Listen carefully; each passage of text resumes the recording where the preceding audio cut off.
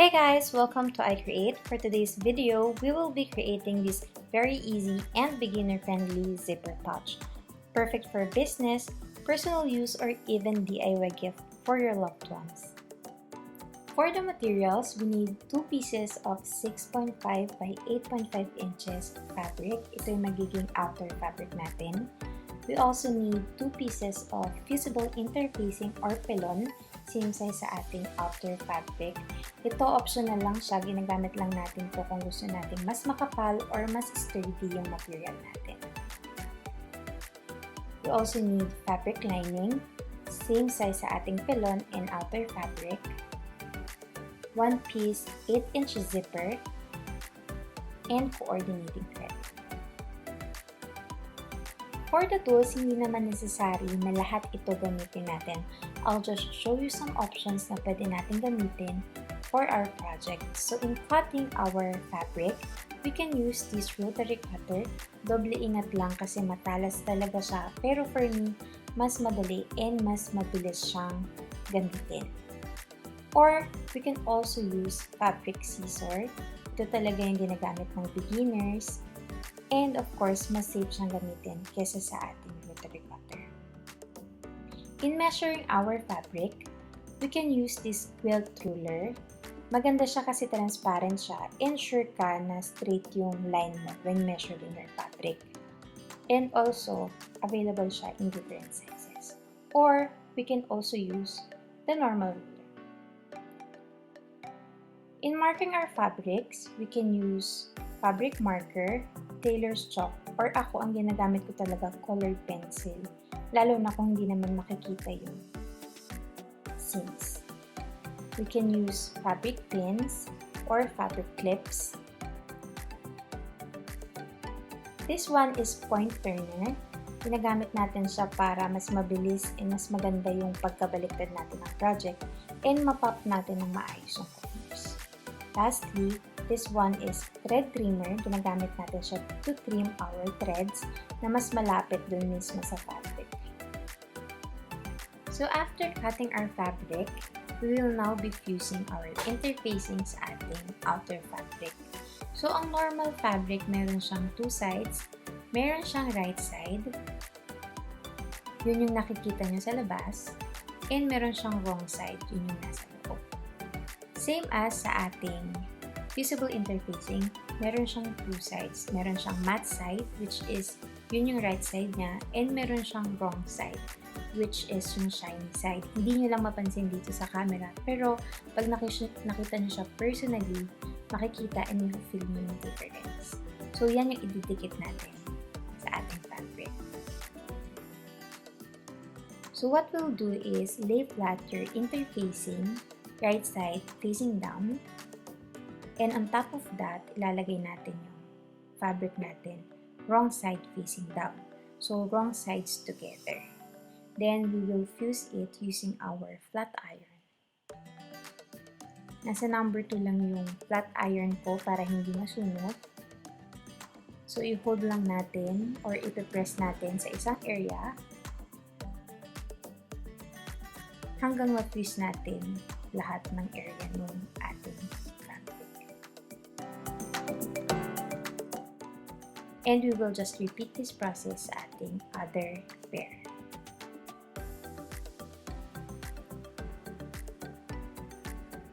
So next step is, we will now be attaching our zipper sa ating fabric. So gagawa tayo ng zipper sandwich.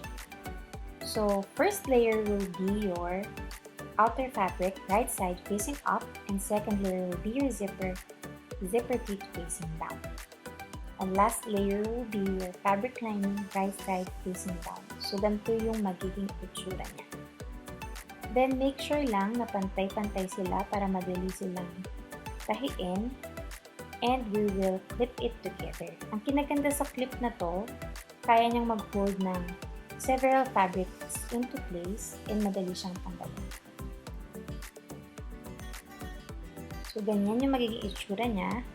Then, we will sew it in 1% allowance using our zipper clip.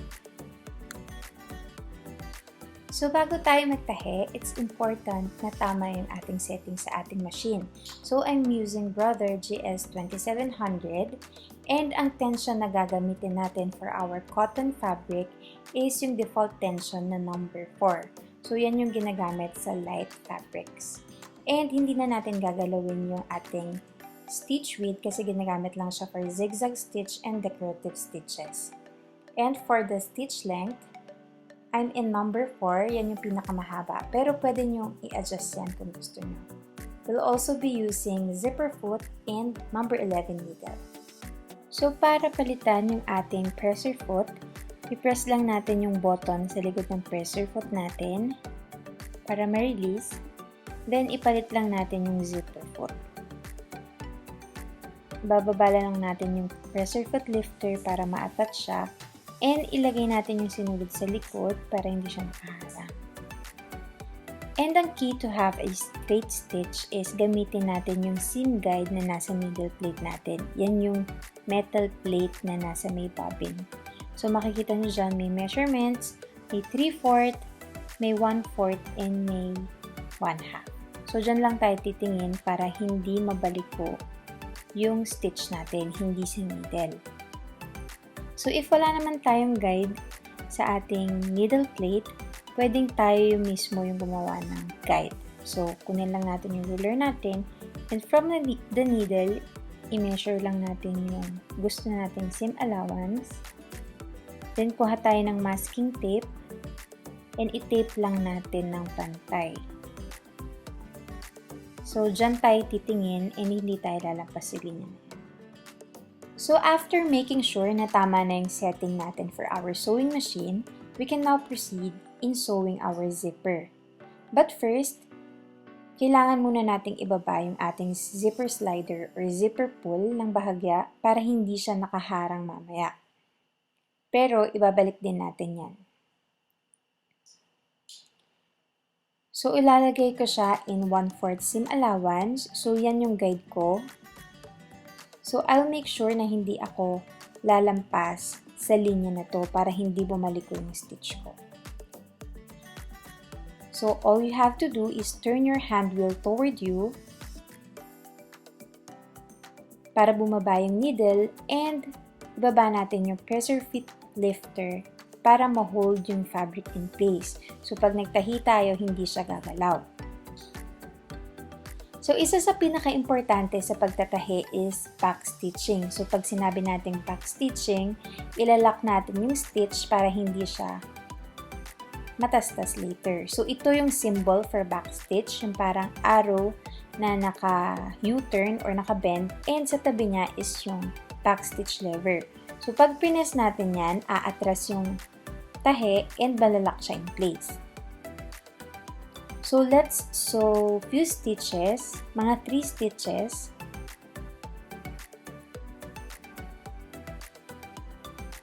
Then, let's press the backstitch lever para umatras or malak yung stitch natin in place. So, once na release natin yan, magiging normal na ulit yung takbo ng ating sewing machine. So, tahiin lang natin hanggang sa zipper pull kanina. So, make sure hindi siya lalampas sa guide.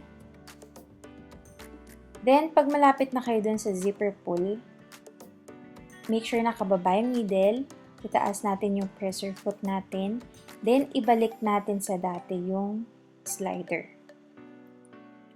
Then, after natin mabalik sa dati, pwede na ulit nating ibaba yung presser foot. Then, pwede na tayo mag-proceed in stitching hanggang sa dulo. Slowly but surely, and do not forget to backstitch para hindi matanggal or matastas yung tahi niyo. So, ganito dapat yung itsura ng ating zipper with fabric once ma-attach na natin together yung first side.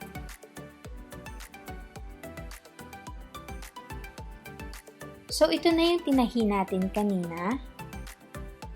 And we will just make another zipper sandwich para ma-attach natin yung other side ng ating pouch sa ating zipper. So first layer, again, will be your outer fabric, right side facing up. And kunin natin yung zipper natin kanina na tinahi, right side facing down. And yung ating lining, right side facing down as well. So make sure lang na pantay ulit sila. And we will clip it together. And always make sure na tama yung pagkakasunod-sunod nila para hindi kayo magtastas later. So just pin it together or clip it together. Then tatahin ulit natin siya in 1/4 seam allowance. So don't forget to double check your seam allowance, your 1/4 seam allowance, or kung ano mang ginamit yung seam allowance kanina. So don't forget to backstitch.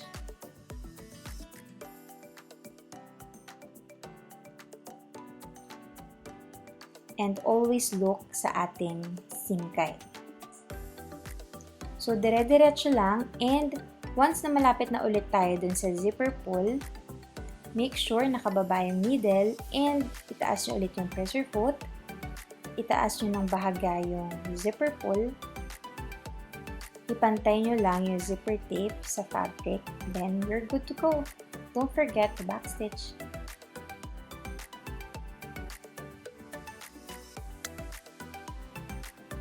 So ito yung itsura niya after na nating ma-attach both sides sa ating zipper. And ito yung itsura niya sa likod. And i-iron lang natin to para maayos nating ma-top stitch later. So now we will iron our fabric. Nasa number 2 ulit yung aking plancha para hindi siya masunog. So make sure yung fabric near sa zipper ay pressed properly kasi dyan tayo magta-top stitch. And yung lining din, paplansyahin natin para maayos din yung kanyang pagka-spread. So, nagta-top stitch tayo hindi lang for professional look, pero para din hindi kumagat or humarang yung lining later pag ginamit na natin yung pouch. So, what we'll do is, we'll do our best na straight yung stitch natin in 1/8 seam allowance, close to the zipper. So, ita-top stitch lang natin siya in 1/8 seam allowance. Don't forget to backstitch.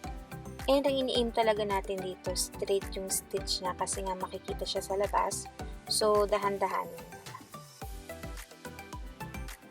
And we'll just repeat this process sa kabilang side.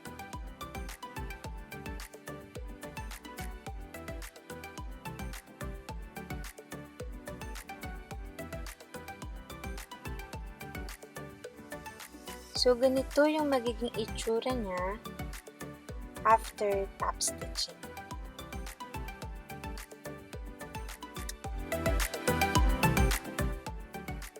So, what we'll do next is we'll sew around our pouch. So, ang gagawin muna natin, ibaba natin yung zipper sa gitna para hindi tayo mahirapan magbaliktad later. Then, pagsasamahin natin yung outer fabrics together, right sides together. Then, ganun din sa lining, right sides together. Pantayin nyo lang and ipipin natin siya. So, mag-start tayo sa zipper para mas madali nating ipin yung ibang areas. Make sure lang na pantay sila. Then, pin na natin yung ibang area.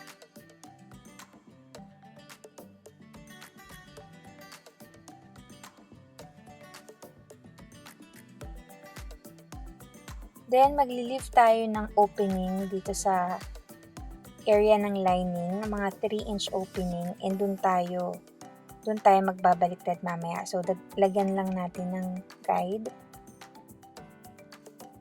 And ang gagawin natin is tatahiin na natin yung paligid sa zipper hanggang sa outer fabric. Pabalik dun sa pin. And hindi natin tatahiin yung gitna kasi dyan tayo magpapaliktad. So, ang gagamitin na natin is regular foot. So, papalitan ko lang yung zipper foot na ginamit natin kanina. Then again, dito tayo mag-i-start and dun tayo sa isang pin mag-i-stop. And I'm using 1/2 inch seam allowance para lang ma-make sure ko na hindi ko matamaan yung metal ng zipper. So, don't forget to backstitch and mag-i-stop tayo sa dulo para ma-turn natin and yung other area naman yung ating matahi. So, lift your presser foot. Make sure nakababa yung needle. Then, turn your fabric. Then, pwede na tayo magtahi ulit. And I make sure to backstitch sa ating zipper para lang for reinforcement kasi nandyan yung pressure pagka ginamit na natin yung pouch.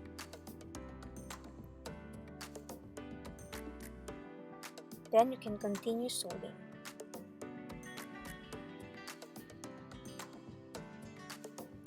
So, don't forget mag-stop dun sa guide natin. And ako, magdo-double backstitch ako para lang matibay. So, as you can see, ito yung opening natin kanina. Yan yung hindi natin tinahi. And let's just trim the edges.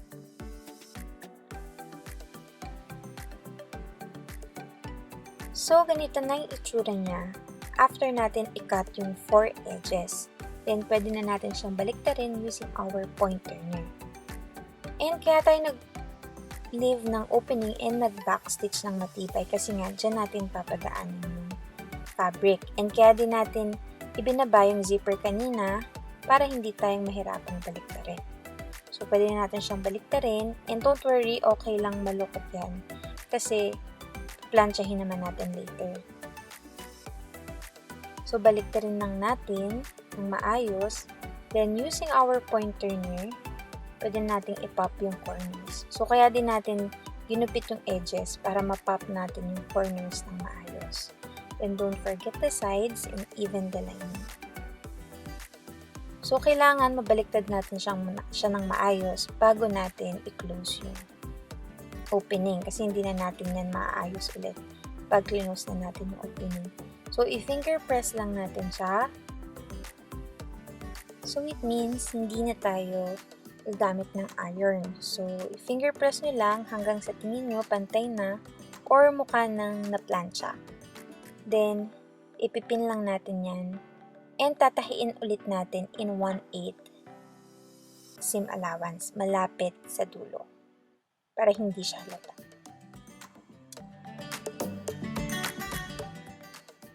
So, as you can see, pinalitan ko na yung sinulid natin para hindi siya halata pag tinahinan natin yung opening natin. So, mag-i-start lang tayo sa mismong start ng opening, hindi sa start ng fabric. And tatahiin natin again in 1/8 seam allowance. Then, mag-i-stop tayo sa end nung opening, hindi sa end ng fabric. And again, don't forget to backstitch. So, let's just trim the threads. And ipasok lang natin yung lining sa pouch. And i-iron natin later. And we're done! So, last step is iron na lang natin yung ating pouch. So, make sure na tama yung temperature nyo para maiwasan nating masunog and masira yung inyong pouch.